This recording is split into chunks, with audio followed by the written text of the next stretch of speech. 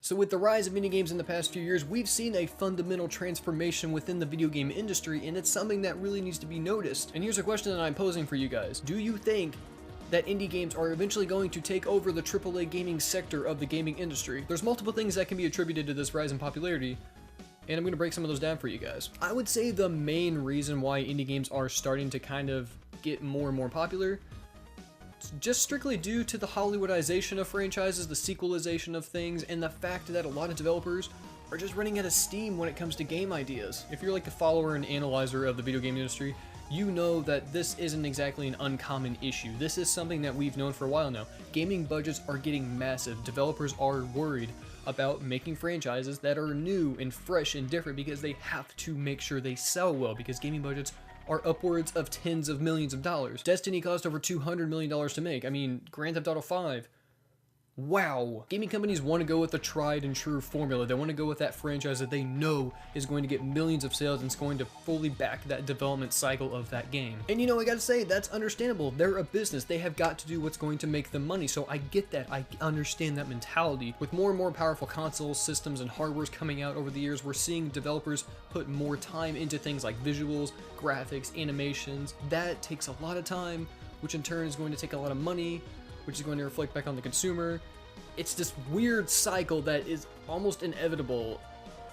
So what do we do to get out of it? That's one key reason why I think indie games are on the rise, because we're seeing a lot of deeper, intricate, new experiences being explored between these developers. And it's kind of a beautiful thing when you think about it. I mean, take something like Thomas Was Alone, for example. That game thrives on its narrative. It's very simplistic narrative focused on friendship and camaraderie between these just squares, these rectangular shapes. I mean, that's incredible. Games like this craft better experiences and have better character development and better plot points than a lot of AAA games out there. And that truly says something about the industry that we're in right now. I mean, overall, there's just a constant lack of creativity within the AAA gaming sector right now. I mean, take box arts, for example. You know, this is just kind of obnoxious at this point. Another problem that's probably attributing to the rise of indie games: there's constant delays between AAA game and AAA game. We're seeing a lot of studios have to push stuff back because they want their game to be good and perfect when it's released, and I am all for that.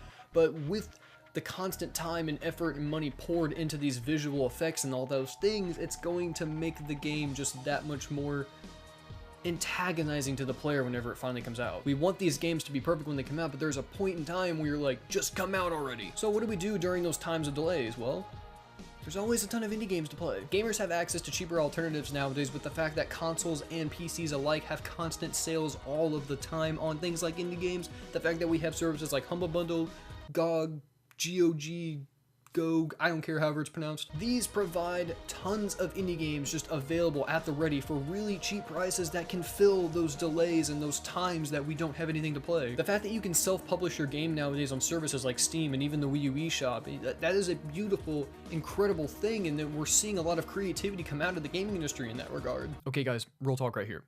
It's pretty amazing to look back at 2013 and know that was the year the video game industry was forever changed. I mean, that's when I Am Bread launched. This game single-handedly swept the nation with this holier-than-thou gameplay. It literally changed the world, because with its jaunty, upbeat tunes that even bewildered the likes of John Williams himself, I mean, guys, this is it. We've done it. Indie games have officially taken over. There's no going back. Another thing that's helping the indie side of things, a lot of these games are finally starting to get the physical releases that they deserve so they can compete directly in the retail space with AAA games. I mean, look at Shovel Knight. That got an amiibo. I mean, that says something. I would say one of the massive reasons why gamers are kind of flocking towards independent developers, we can sympathize with them more. They're smaller studios. We're dealing with real people here. We're not dealing with some PR corporate face that doesn't care about the gamers at large. Most independent developers literally just want you to play their game. It seems like most of them, obviously, yeah, they want you to buy their game and they want you to play, but most of them really just kind of want you to have access to it, regardless of what means. And I'm not condoning piracy by making that statement either. I'm just saying, from what I've seen on tweets, from what I've seen during interviews, a lot of developers do just want you to have access to their game. That way they can get feedback and that way they can make something even better next time. Now, I'm not saying that, you know, AAA developers can't be like that. I'm just saying I see that way more in the indie spectrum than I do in the retail spectrum. And a lot of these games are pick up and play fun experiences. Yeah, they can be deep, emotional, intricate stories, but at the same time, they can be just really fun games. You know, that's something that we've missed from the gaming industry in a while, is just fun, simplistic games. And I don't mean simplistic in saying that they're not deep at all. Like, a lot of these games have really deep undertones and have really deep gameplay, but there's this overall simplicity of it that is so unique to them, because we haven't seen that from the gaming industry in years. We don't always need big budget, gritty, cinematic, bloody, gory, realistic graphics. Sometimes it's just nice to pick up something like a Super Meat Boy, to pick up a Hat in Time, to pick up a Shovel Knight, and just have fun with games. And I am so happy to be hearing about Kickstarter gaming successes, because that means that these guys had the experience, they had the time in the AAA side of things, and then they went out, did their own thing because they got sick of the corporate side of it. And now we're going to get things like Yooka-Laylee and Bloodstained Ritual of the Night, games that we have been clamoring for years. So am I saying that indie games are going to overthrow the big bad gaming industry and it's going to be a tale of glory that we tell our grandchildren and their grandchildren? No.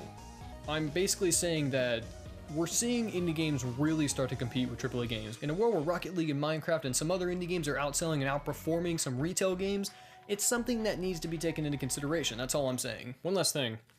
This is a gaming manual. It's kind of a relic from the past. It's one of those things that developers used to put time and effort into and showed that they really cared about you buying their retail copy of their game. It was just a neat little extra that you got for going out and supporting them. It had things like, you know, lore, background story, never before seen artwork, you know, really, really cool things that showed you how to play the game. And oh, look at that. It's longer than 4 pages.